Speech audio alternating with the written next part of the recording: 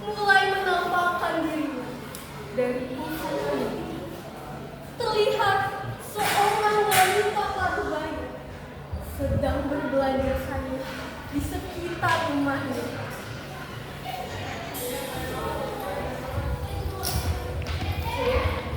Ibu yuk tukang sayur. Tapi kan aku sekolah bu, nanti malam telat. Ya, nggak apa-apa sebentar doang kok.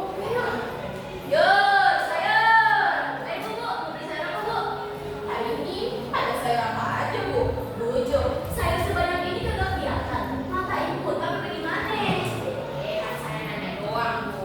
Udah bu, nggak usah banyak nanya. Jadinya beli sayur apa nih lagi banyak? Ini bayar berapa segini? Murah ini mah bu, 15.000 aja. 15.000? Segini agak nasi padang kali bu. Buset, harga lagi pada naik ini bu. Itu 15.000 lebih murah. Goceng deh segini, goceng. Goceng mah batangnya doang bu. Bu, jadi mau, namanya jauh banget. Tuh, anak ibu aja tahu malu. Masa sih ibu nggak tahu malu? Baru habis segini. Aduh bu, gak bisa, udah 15.000. Udah deh, 15.000. Nah, gitu dong. Si ibu masih doang lagi. Terus saya pergi mawar. Ibu, makasih bu.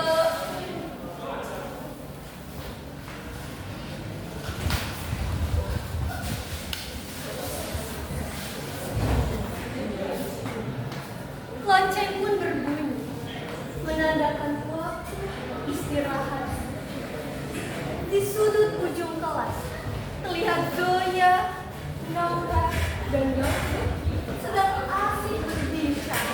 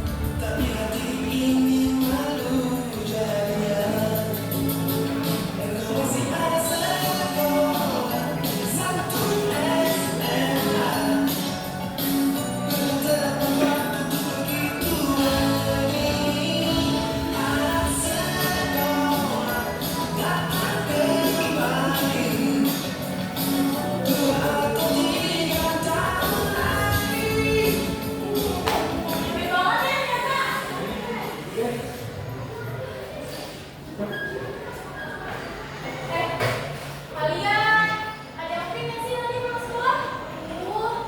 Sebenarnya sih gue malas ya. Pengen tidur, pengen main HP. Tapi wah, mau deh. Ya, mau main kemana bu? Kita Aku bosan, aku pengen main. gimana sih? Boleh aja, boleh? How about kita cari kafe di Menteng? Seru nggak? Jujur, kita sekarang lagi. Ih, bisa makan. Aku lagi tidurin. Asik, minggir bersinta kali biasa. Oh, juga makan cewek lo, ngeselin. Udah sih. Oke, kita ketemu lagi tiga ya. Lo mau datang kan? Oh, Oke. spesial.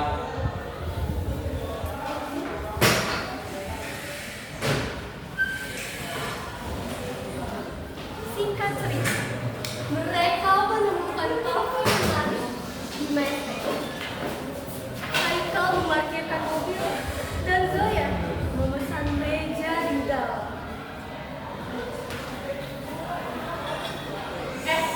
Gratisan. Berapa bu? Ya? Tolak. Belum. Sama? Apa itu? Jadi, satu. Tadi mama gorengin dulu perasaan.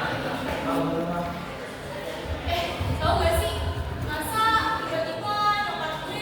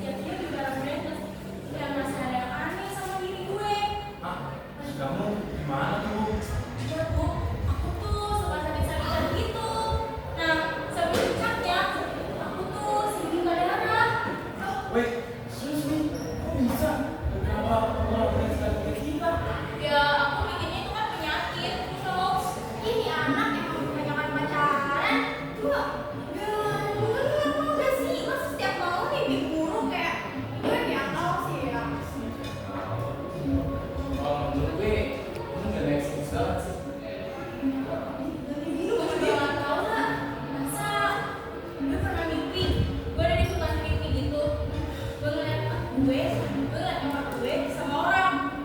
Tapi itu kayak bukan manusia.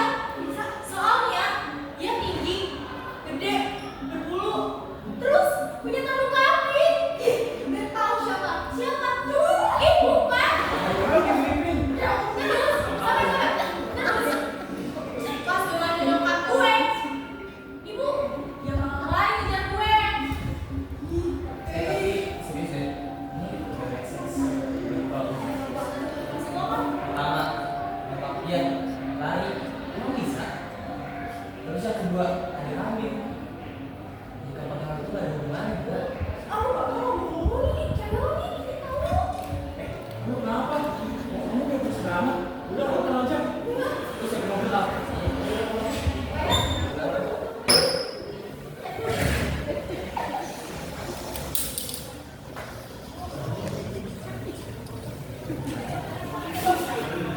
Sore hari di rumah Bu. Rumah yang dulu tampak sepi, sekarang banyak barang-barang baru yang tampaknya bukan barang murah, tersusun rapi di tiap sudut ruangan. Bahkan masih ada beberapa barang yang tertampak di depan pintu rumah. Namun suasana rumahnya sedikit aneh. Memang tidak ada apa-apa, tapi suasananya terasa mencekam dan aura rumahnya terasa menggelap.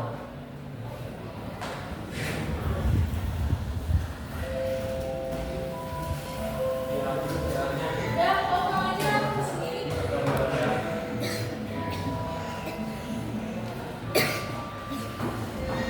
Assalamualaikum, saya pulang. Waalaikumsalam. Oh, ini kardus depan ya semua. Iya dong punya ibu. Emangnya punya kamu? Emang kamu dapat uang dari mana buat bisa beli barang-barang ini? Ya, aku penasaran aja. Kan kita udah ada pemasukan. Ibu dapat semua ini dari mana? Aduh, repot deh kamu. Kamu tuh gak perlu tahu mau uangnya dari mana. Memangnya kamu bisa dapat barang-barang ini semua?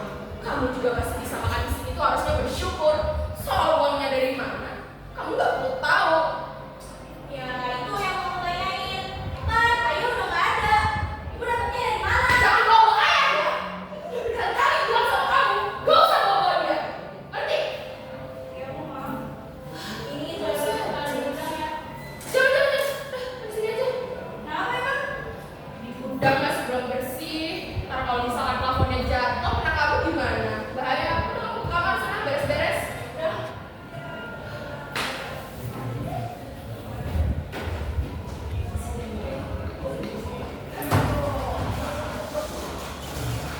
Malam, bulan pun naik ke nirwana, menggantikan matahari yang lelah seharian menghangatkan.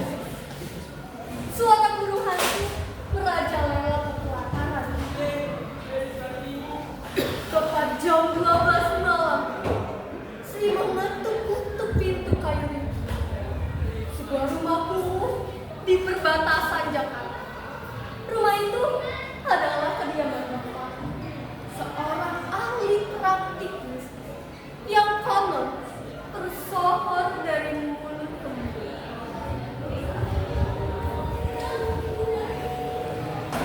Bah, bapak kok. Masuk.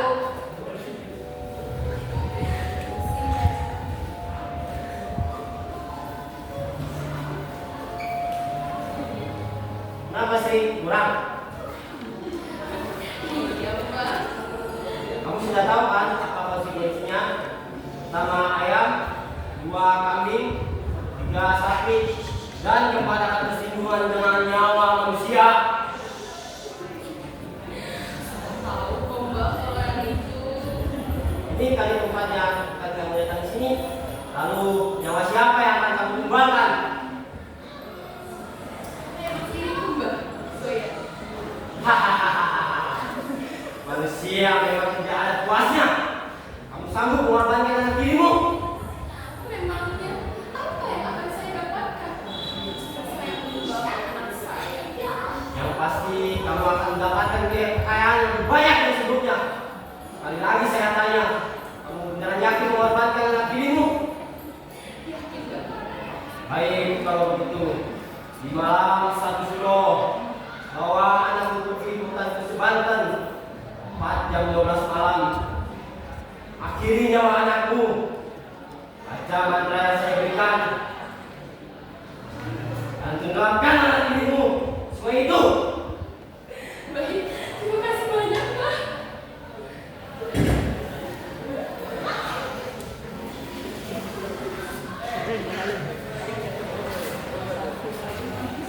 Keesokan harinya, fajar menyingsing dengan suasana yang berbeda. Di ambang pintu, saat Zoya bersiap sekolah, sebuah permintaan maaf tiba-tiba meluncur dari bibir sang ibu. Sebuah ajakan family time yang tampak manis, namun sebenarnya adalah umpan menuju kegelapan.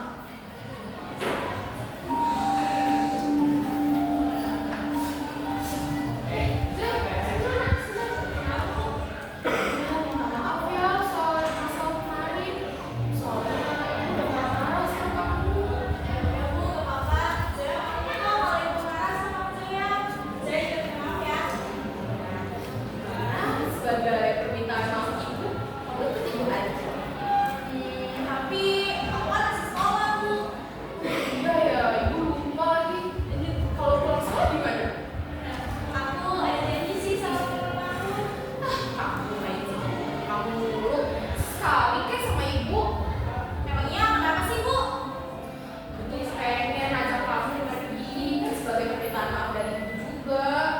Emangnya kalau kita mau pergi, kita mau kemana? Tuh pengen suasananya ada alam-alam gitu. Gimana? Seru kan? Mau, tapi aku ada teman aku ya. Jangan dong, kan ibu maunya sama kamu. Masa kamu ajak teman kamu? Udah deh, coba nanti aku bilang sama teman aku. Tapi sekarang aku sekolah dulu ya. Assalamualaikum, Bu.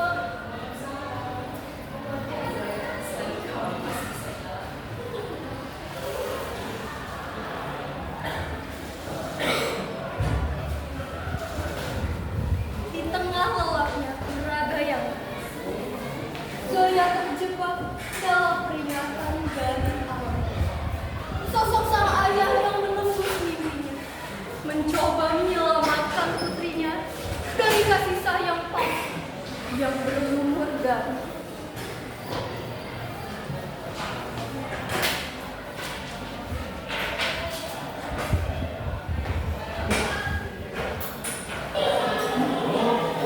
Sudah baikan.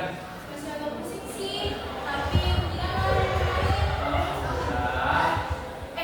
tahu gak sih, masa nyokap gue tiba-tiba ngajak gue pergi ke hutan gitu. Biasanya juga main kemau-kemau tuh orang. Ih, gede banget. Tapi hati loh, saya kan dulu banyak baju panas gitu. Ih, elah, bagi guys, besar kali ke nyokap gue karena saking serunya manusia. Si Aikal mana? Terus, Bang, bapak semangat yang saya boleh telat. Berdua friend yang melahirkan yang spesial ya.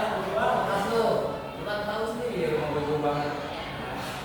Oh, udah kali dulu, udah berapa kali? Pulang banget sih lu. Tapi BTW, tugas dari kalau ada kelar kan? Ya, Ya Allah, tinggal di rumah. ih, kamu gitu mulu, capek bilangnya. Kalau kan tuh ngajak baca dulu tuh. Ya, namanya juga ketinggalan, Bu. Aku ngantuk, aku tidur dulu ya. Nanti bangunin. Ya, bangunin ya.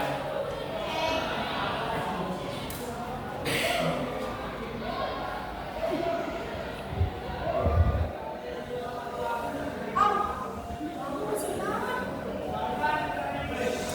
Aku di mana?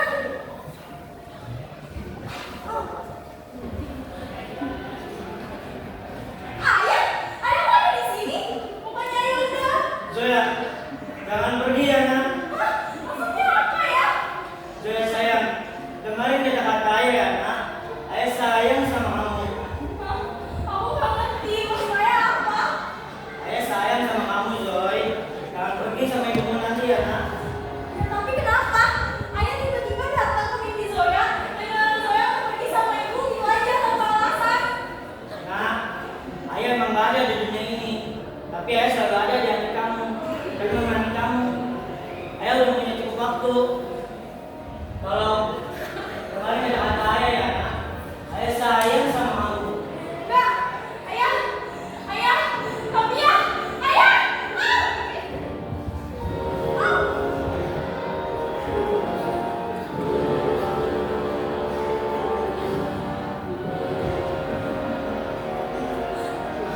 Bu, kenapa? Ambilin aja. Ayah, Pak, ayah. Ayah, mau apa dia? Gak tau, Pak. Dia cuma nyuruh gue buat pergi sama mama gue. Kalau gue gitu, terus pergi aja gitu aja dong tak alasan. Ya udah lah, itu kan cuma mimpi doang. Lagi itu nih, sore kamu pengen pergi sama aku. Dapat aja lah. Tapi gue tuh kepikiran, Kak.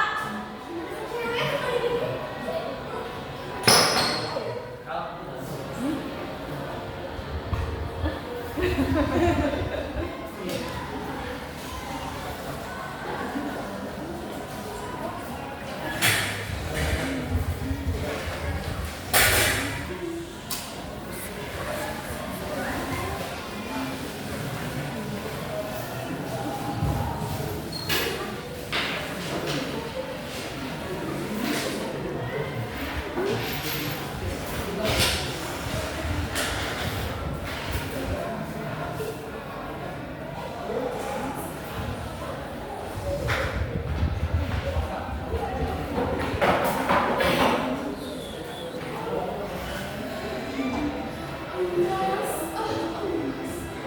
Makin hari, makin banyak aja. Akhirnya, aku gak bakal kamu lagi kalau beli barang-barang.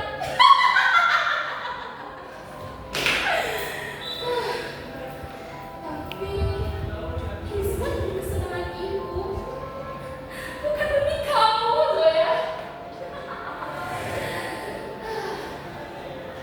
Tapi, kalau sekali nasib saya, salahkanlah ayahku yang meninggalkanmu tanpa harta. Selamat tinggal, Zoya.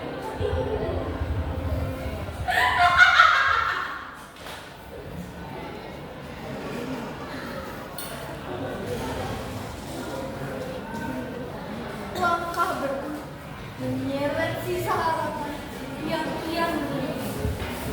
Di bawah langit yang gelap, Zoya tak sadar bahwa setiap jengkal jalan yang ia tempuh adalah langkah menuju ujung usia. Bukan kasih sayang yang menanti di ujung sana, melainkan sebuah pengorbanan di mana emas lebih berharga daripada nyawa seseorang.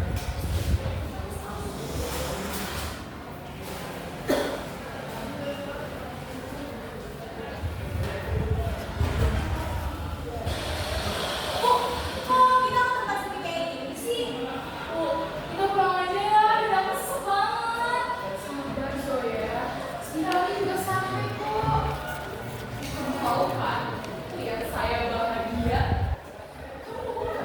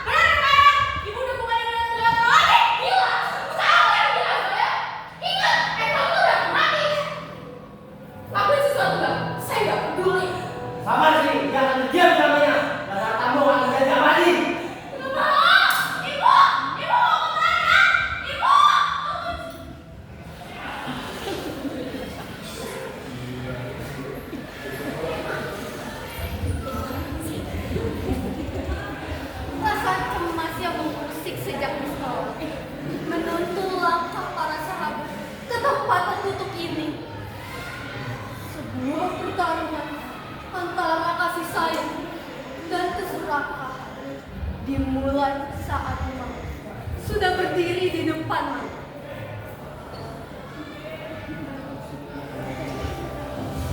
Anda apa ini?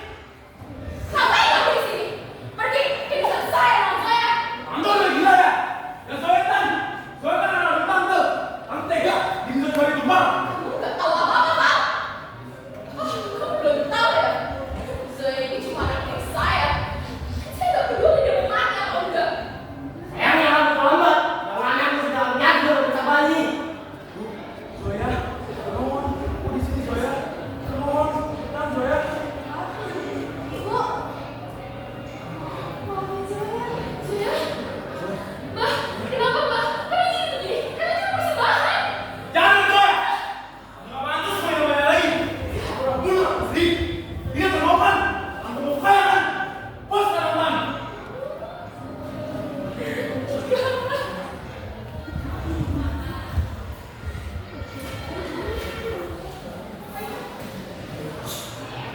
Nova mendekat tubuh Zoya yang lagi sudah tak bernyawa. Mendekat suasana kehidupan menjadi begitu mencengangkan. Haikal dan Naura mematung dengan tangis yang begitu pecah. Aroma bertiup kencang, membawa aroma kemenyan yang begitu menyesat. Zoya, bangun. Yang bencana Zoya. Zoya, aku sama Haikal kamu di sini Zoya. Zoya. Jadi gimana sekarang kan? Puas loh. Ngigret ke Zoya. Lihat tangan lo. Itu bukan Mas lagi. Zoya. Tidak ada aku sendiri.